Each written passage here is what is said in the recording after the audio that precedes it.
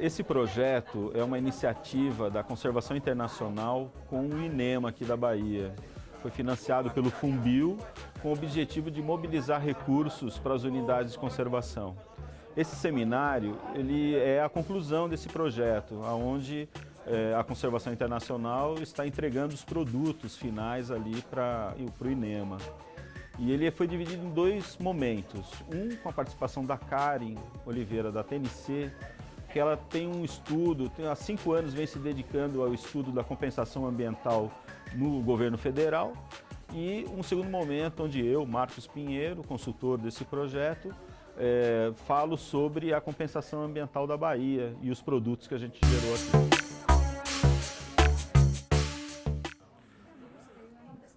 Beleza. Pessoal, eu vou fazer uma apresentação rápida dos resultados do projeto, né? E, assim, antes de começar a falar sobre os resultados, eu não poderia deixar de lembrar do Leonardo Euler, né? Que foi mentor aqui da história toda, né?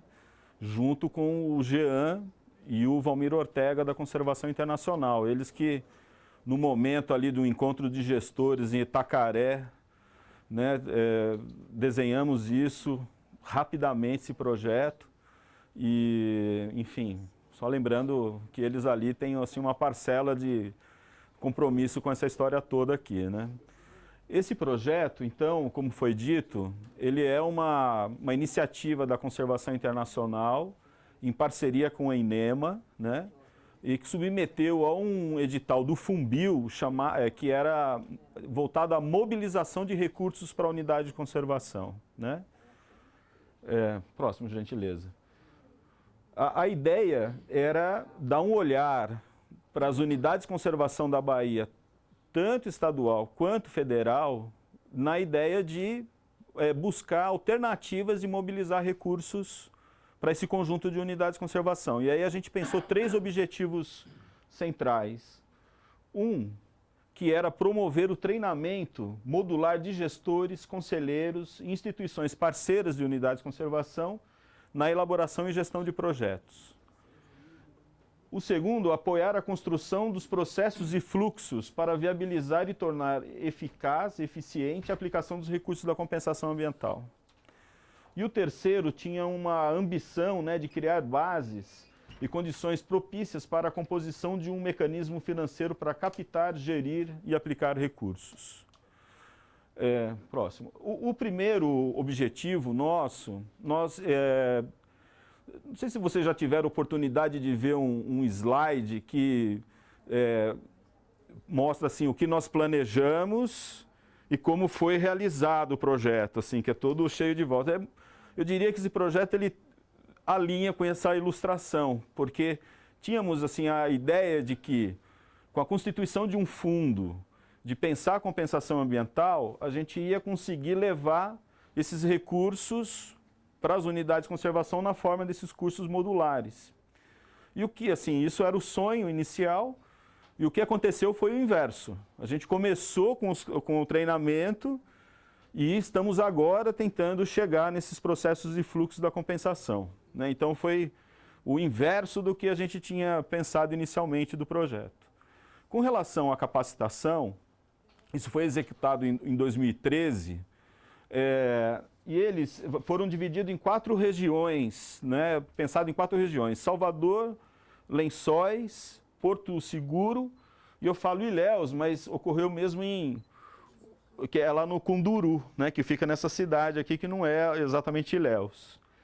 E ele foi pensado, um curso modular, em 3 momentos. Um voltado à captação de recursos, um olhar ali mais abrangente nas formas de captação de recursos, que iam desde editais até as leis de renúncia fiscal, como a Lei Rouanet, voltada à cultura, a do esporte, trabalho de criança e adolescente, e teve também um olhar sobre fundos fiduciários, fundos que ajudam a execução e implementação de uma unidade de conservação.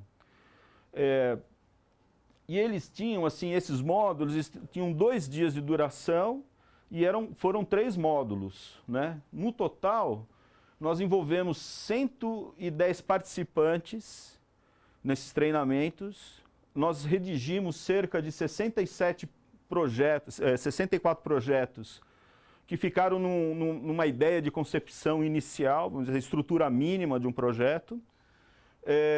36 deles, a gente chegou ao nível de indicadores, de programa de monitoramento. E atualmente nós temos, desses 36, 12 projetos sendo financiados.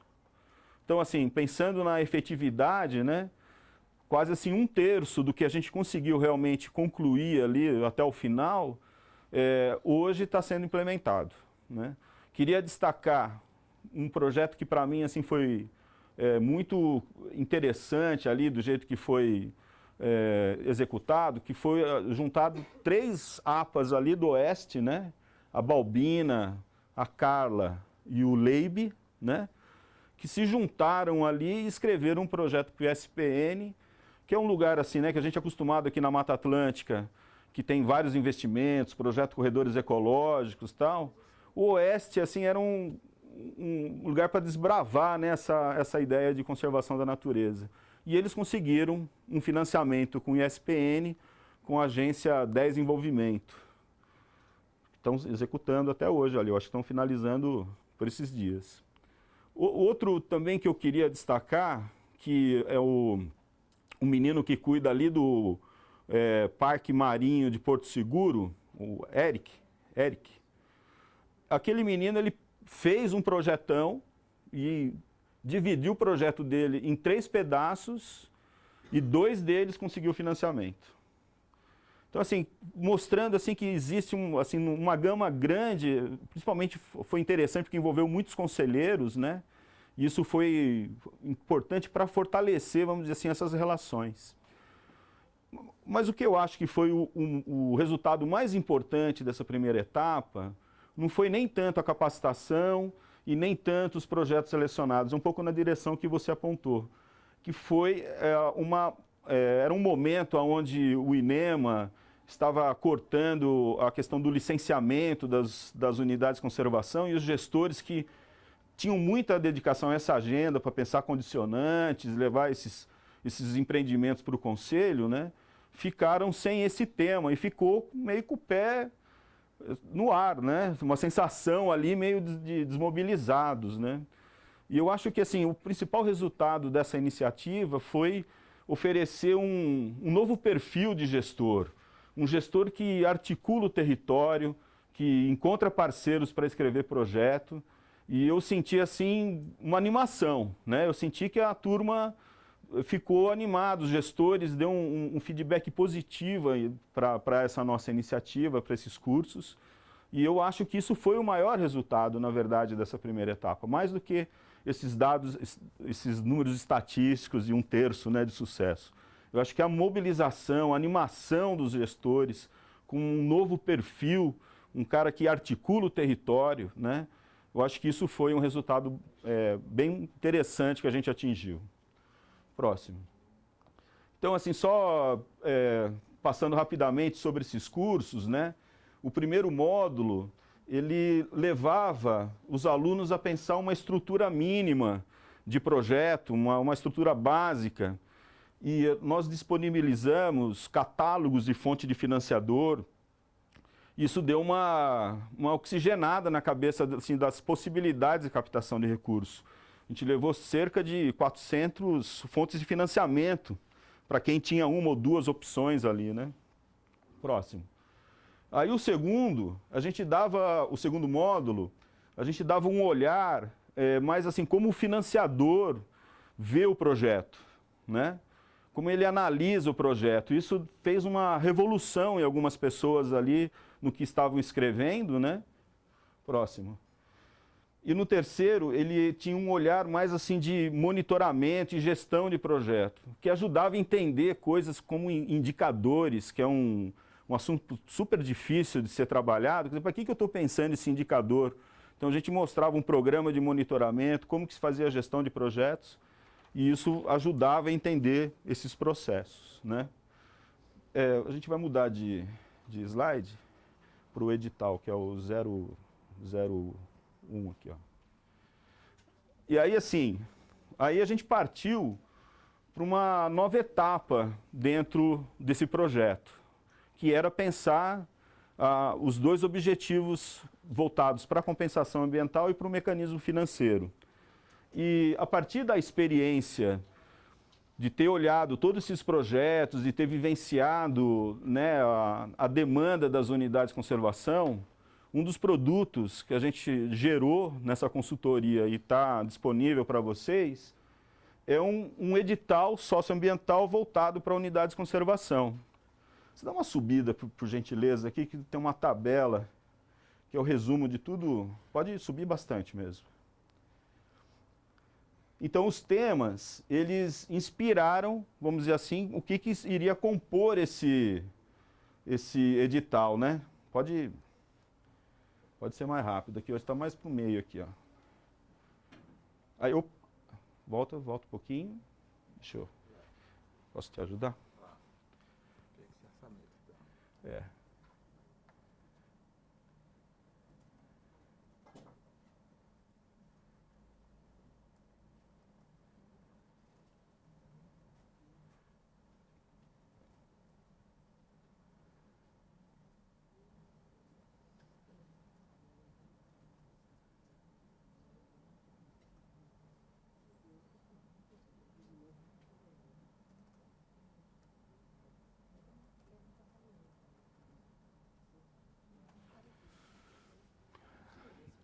Eu acredito que todas as demandas que a gente identificou desses projetos estão enquadrados nesse conjunto de temas, que poderia ser, vamos dizer assim, um edital que iria abarcar todas as iniciativas que a gente identificou nesses cursos. O tema de educação ambiental parece ser uma coisa muito importante para os gestores da unidade de conservação, porque a todo momento tem que explicar a importância dessas áreas protegidas, né? E algumas linhas de atuação, e eu queria destacar aqui a ideia do combate às queimadas irregulares e incêndios florestais, que é um tema recorrente, né? A gente vê no período da seca o esforço dos gestores em fazer o combate, a formação de brigadistas, né? Então, esse tema ele é bem recorrente dentro da educação ambiental. A gente imagina que um esforço nisso a gente poderia estar diminuindo, né, essas taxas de queimadas e incêndios, né?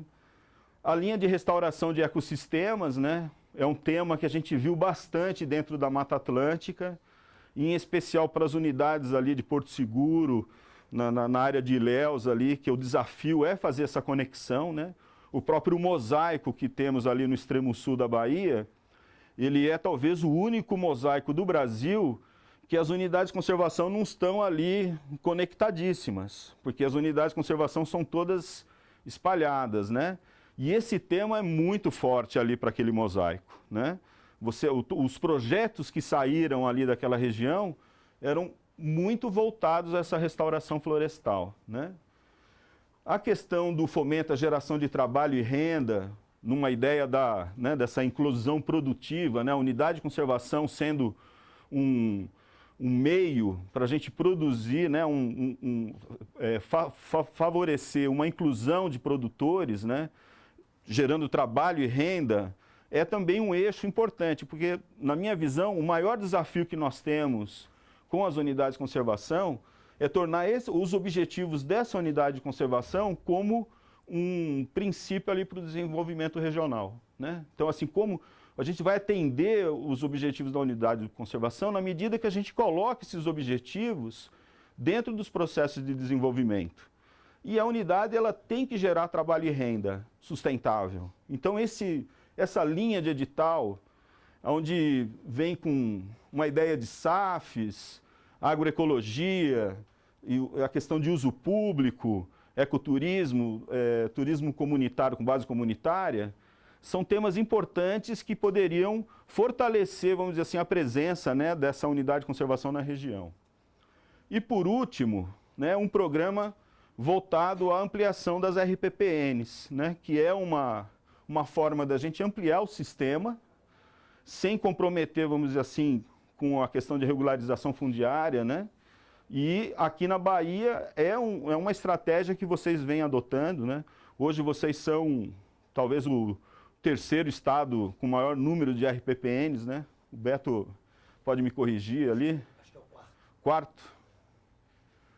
Beleza. Então, assim, esse edital, ele é um produto nosso, né, da consultoria, tentando dar esse desenho para um instrumento que poderia viabilizar projetos nas unidades de conservação. Próximo. Aqui a gente vai fechar esse arquivo e vamos para um diagnóstico. O próximo arquivo é isso, esse. Aí você pode ampliar ele, por favor. Um eixo que a gente tentou trabalhar bastante no âmbito do projeto foi a questão da compensação ambiental, né? Esse tema, nessa segunda etapa, foi o que a gente mais se dedicou. E nós geramos um documento do diagnóstico da compensação ambiental que ele tem um caráter pedagógico, ele traz assim, informações para quem nunca ouviu falar do tema conseguir se apropriar, e ao mesmo tempo traz recomendações que são fundamentais ali para tentar passar para frente, né, desse paradigma e tentar partir para a execução da compensação. Então, o próximo. Eu queria destacar uma coisa que a Karen trouxe para nós, mas ela não abordou profundamente, o entendimento da compensação ambiental, né? A legislação brasileira de meio ambiente, ela utiliza principalmente esses 4 princípios para pensar a compensação ambiental. O desenvolvimento sustentável, que é uma ideia de que a gente tem que proteger os recursos pensando em gerações futuras, né? Qual é o patrimônio que nós vamos deixar para as gerações futuras, né? A ideia do princípio da prevenção, ou seja, vamos prevenir as lesões no meio ambiente, né? O princípio da precaução, que é uma ideia voltada mais a um risco potencial que vai acontecer com o estabelecimento de um empreendimento, por exemplo, né? E a ideia do princípio do poluidor-pagador, que ela comentou aqui com nós sobre esse princípio, que a gente utiliza isso, né, bastante na ideia da compensação. Quando a gente pensa a compensação ambiental, eu insisto em dizer que a gente não pode chamar esse recurso de captação de recursos, porque ele é um dano para um empreendimento que a gente nunca vai reverter aquele impacto. Próximo. Quando a gente trabalha a compensação ambiental, nós estamos excluindo esses 3 princípios da nossa lista. Então, é um dinheiro, a compensação ambiental, ela não pode ser utilizada à revelia. Ele tem que ser um dinheiro estratégico e que tenha, vamos dizer assim, uma grande efetividade na sua execução. O dinheiro parado, como o Genesi falou, a gente está perdendo biodiversidade. A gente não está perdendo o rendimento, a gente está perdendo biodiversidade quando o dinheiro fica parado. Então, a gente precisa ter esse entendimento que a compensação ambiental, a ideia dela é que nós vamos destruir um lugar e vamos fortalecer a unidade de conservação. Eu fico imaginando, daqui 100 anos, usando a compensação ambiental, qual é o cenário que nós vamos ter? Se a gente usar isso descaradamente. A gente pode chegar a uma situação onde vamos encontrar natureza só dentro de unidade de conservação. Porque a gente, desse jeito, com esse jeitinho, a gente vai resolvendo a questão. Então, queria chamar a atenção para vocês da importância e do risco de usar a compensação, porque a gente está renegando 3 princípios fundamentais.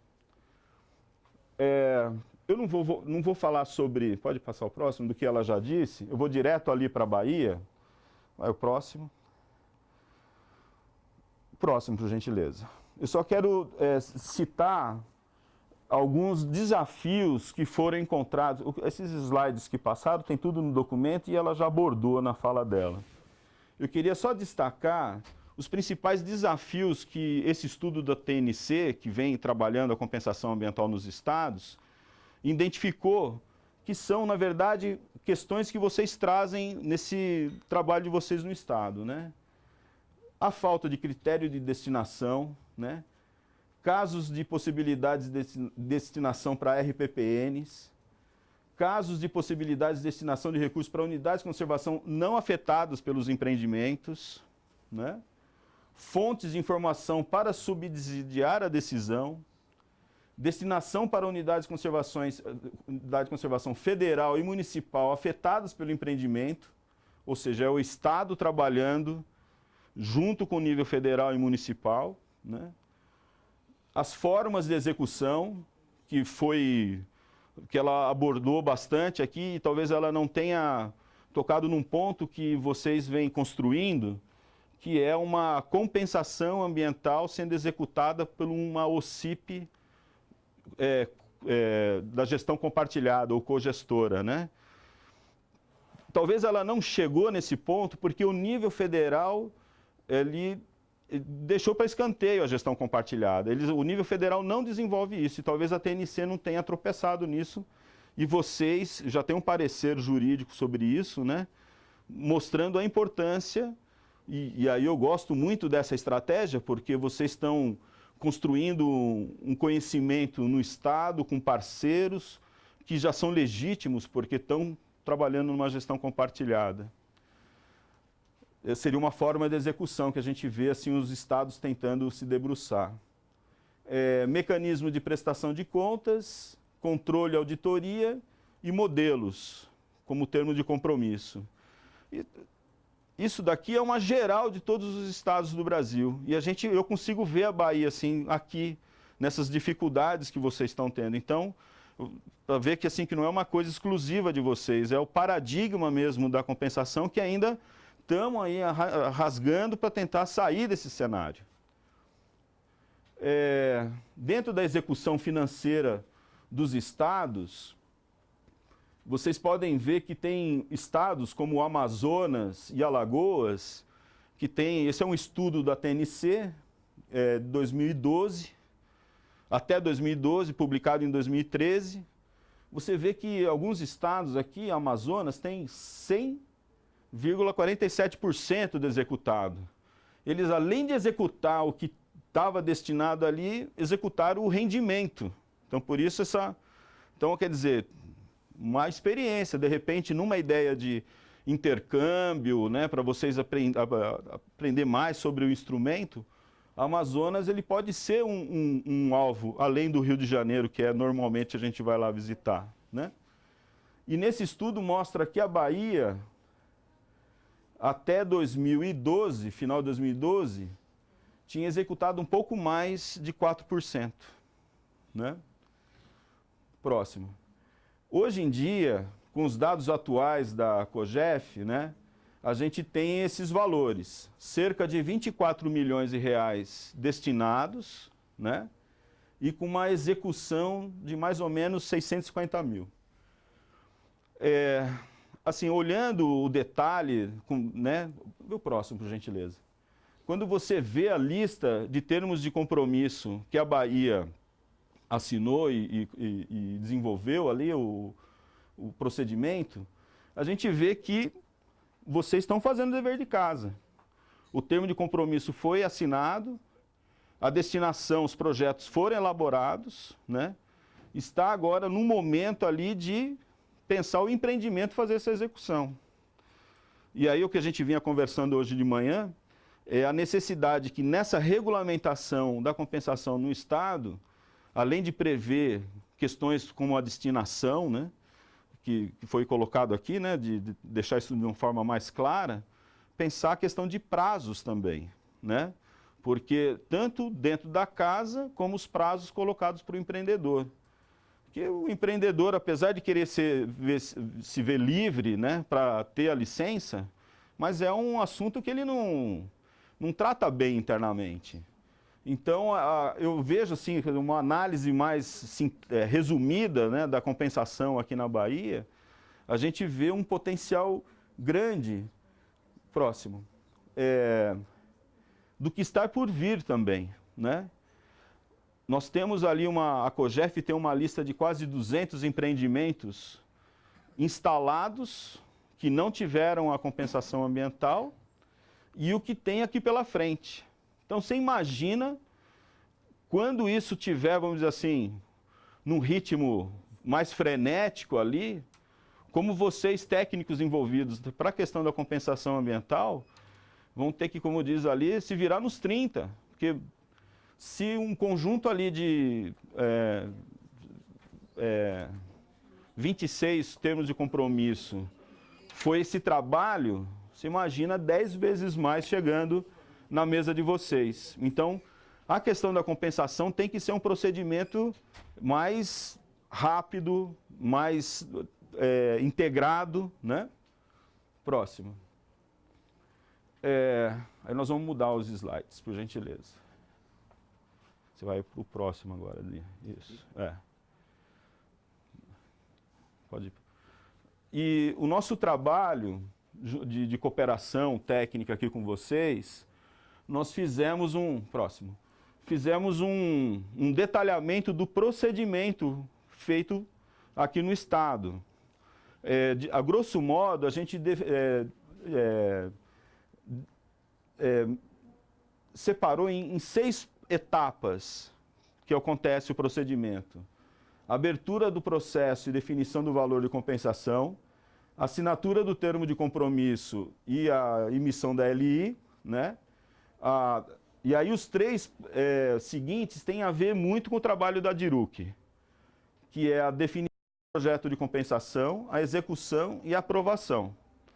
E ainda tem uma última atividade que seria a publicação do termo de encerramento. Eu não vou detalhar aqui agora, só porque é exaustivo, inclusive, né? A gente tentou mapear passo por passo que é dado, igual o que a Karen mostrou ali num único fluxograma. A gente tentou aqui mapear os passos, e aí vale lembrar a Tatiani também, né, que contribuiu demais nesse processo aqui até dezembro do ano passado. E aqui só para vocês saberem, então, assim, quando tem a ver com a DIRUC, o verdinho fica mais escuro. Próximo. E aí a gente detalha, vamos dizer, aquela caixinha, explode aquela caixa para um procedimento mais interno da DIRUC, né? Vê o próximo. Então, aqui na segunda etapa, tem um procedimento que passa na DIRUC, próximo. E esse procedimento ele fica mais claro descrito ali. Vamos sair desse daqui e vamos para o próximo arquivo ali. Esse,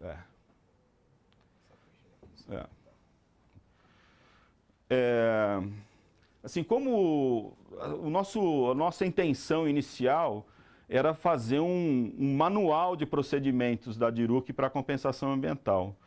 Mas, assim, eu acho que a gente não chegou num amadurecimento tão claro do que é esse manual. Então, aí a gente está entregando para vocês uma coisa chamada de recomendações para um manual. Porque não chegamos ali a esse refinamento, vamos dizer assim, né? E dentro desse manual, dá uma descidinha, por favor. Cada etapa... Pode descer bastante, na verdade.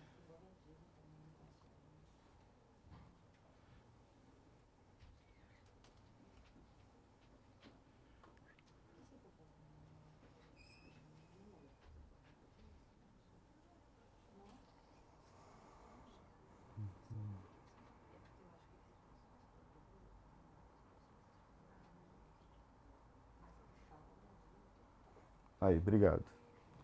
Então, cada etapa, ela está descrita de quem é responsável, o que ele tem que fazer, para onde tem que encaminhar, né? Quais são os insumos necessários, quais são os produtos de cada etapa.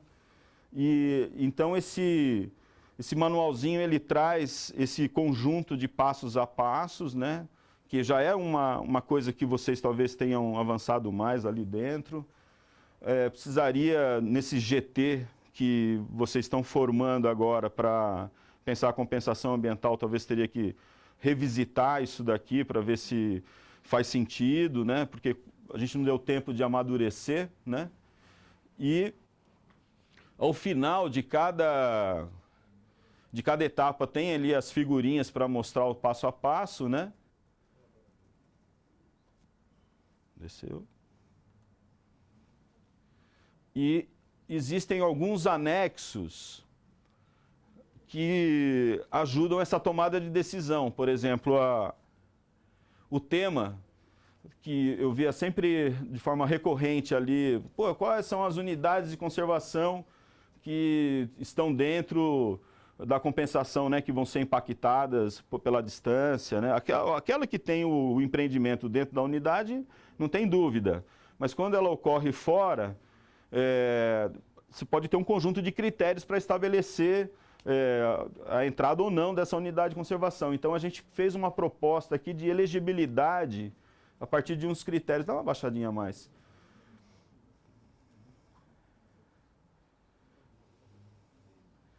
Tem uma tabela aqui embaixo, por gentileza. Aí.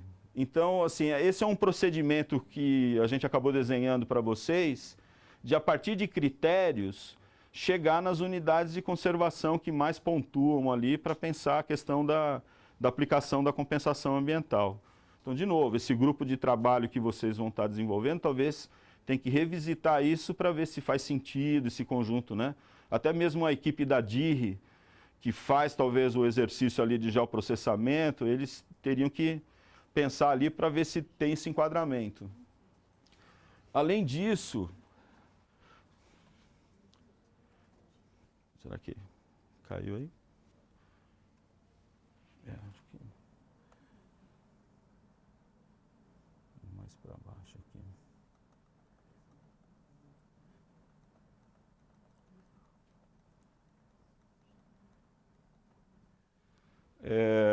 Uma outra coisa que também, nessas oficinas que a gente realizou com vocês, a ideia de que a compensação ambiental, os projetos de compensação ambiental podem ser elaborados no âmbito de um conselho ou por uma OCIP ali parceira.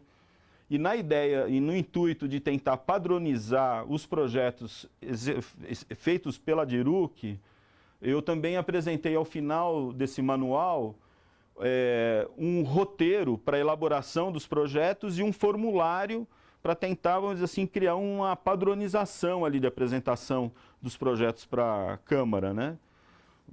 Coisas, por exemplo, de identificar o empreendedor logo no projeto, coisas que a gente não viu nos projetos executados e vocês apontaram a necessidade de ter. Então, a gente foi criando um modelão ali para facilitar essa elaboração desses projetos, né? E, por último, além desse material que a gente está entregando hoje para vocês, nós apresentamos também uma minuta de um fundo voltado a unidades de conservação. Muito naquela perspectiva de ter um portfólio de formas de execução, né? Então, eu acho que a Karen trouxe de uma forma mais clara aqui, que a gente tem uma execução governamental, né, para dinheiro, recursos que são depositados em conta, ou obras que são de enfoque governamental, então o governo tem que executar. A gente tem aquela forma direta do empreendedor executar o recurso. E uma perspectiva de terciarizar, né, a execução disso com uma empresa contratada ou uma OCIP, que é o que vocês estão construindo. Então, assim, na minha visão, eu acho que temos que ter esse portfólio mesmo, porque esses 200 e tanto empreendimentos que vem pela frente ali, nem sempre vai encaixar na mesma caixinha. E ter esse conjunto ali pode ajudar vocês na questão de viabilizar isso. A COGEF, né, com a interação com a turma dos fundos, inicialmente falou, não, isso daqui poderia ser um componente do FERFA, né? Mas a gente achou que, assim, nessa análise das possibilidades, seria importante ter alguma coisa voltada para as unidades de conservação, um fundo voltado, né, que tenha uma conexão clara ali. o FERFA pode alimentar esse fundo de unidades de conservação, dependendo da captação de recurso, né? De repente, vamos dizer que vocês escrevem um projeto para o GEF, né?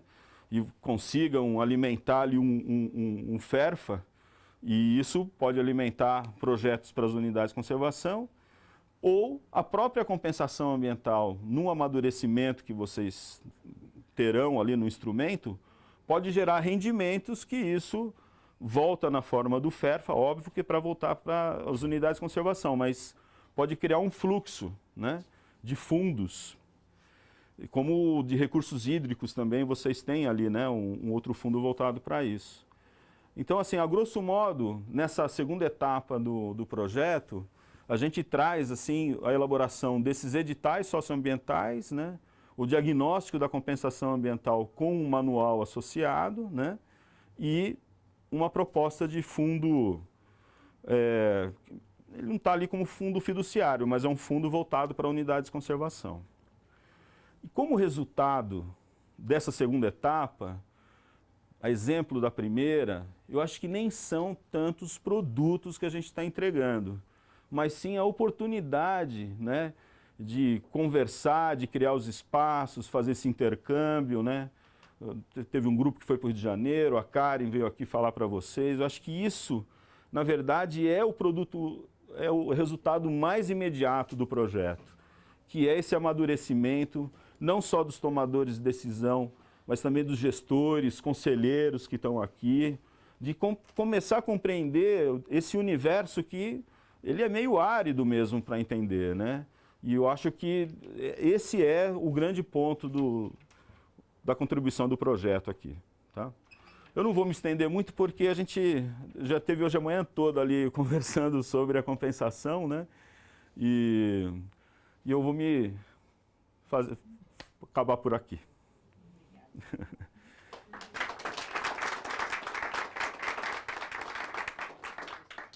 Se tiver alguma pergunta, dúvida, esclarecimento. Originalmente, a ideia nossa era fazer esse fechamento desse ciclo num grande evento público para as unidades de conservação. O mote seria o seguinte: chamar a sociedade, de maneira geral, formadores de opinião, empresários, políticos, e chamar a atenção deles para a importância das unidades de conservação para o próprio desenvolvimento econômico e bem-estar da Bahia, né, dos baianos. A gente ainda não conseguiu, e obviamente que nunca foi nossa intenção organizar um evento desse porte a partir de um projeto sozinhos. A gente quer organizar isso junto com o governo, a gente quer organizar isso junto com outros parceiros. Ainda não foi possível, a gente não conseguiu casar no cronograma das possibilidades desse evento, de agenda da própria secretaria, agenda do próprio governador, inclusive, que a ideia é poder ter o próprio governador e, olha, a Bahia não é só indústria, a Bahia não é só agronegócio, pelo contrário, agronegócio, indústria e geração de energias, inclusive de energias renováveis, também depende, não só é compatível, como depende do capital natural.